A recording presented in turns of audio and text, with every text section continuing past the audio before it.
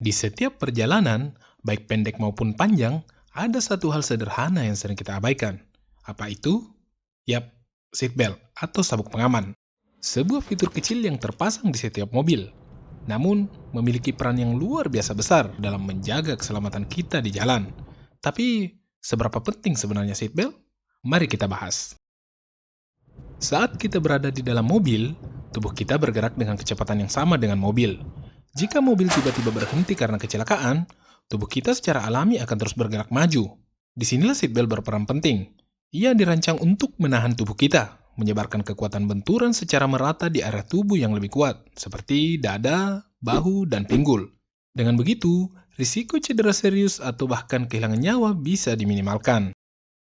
Menurut data dari WHO, kecelakaan lalu lintas adalah salah satu penyebab utama kematian di dunia. Di Indonesia sendiri, ribuan nyawa melayang setiap tahunnya akibat kecelakaan di jalan. Ironisnya, banyak dari mereka yang bisa selamat jika saja menggunakan seatbelt.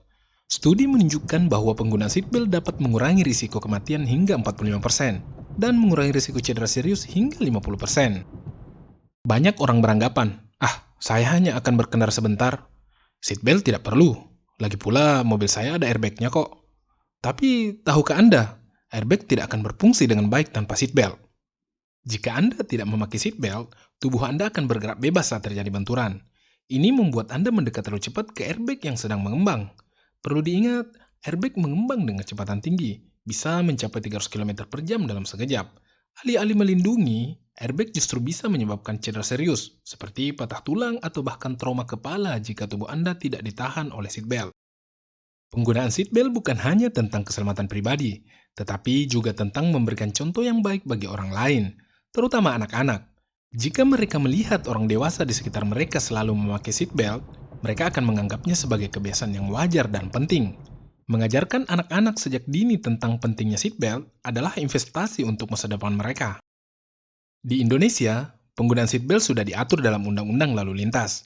Pengemudi dan penumpang yang tidak memakai seatbelt bisa dikenai denda, tapi denda seharusnya bukan alasan utama kita memakai seatbelt.